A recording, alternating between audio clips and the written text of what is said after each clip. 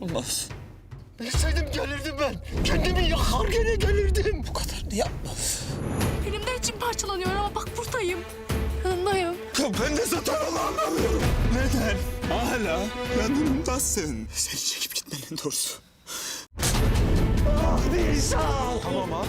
30 yıl sonra gelirdim ben. Bununla yaşayamam. Ben gidersem yaşayacağız.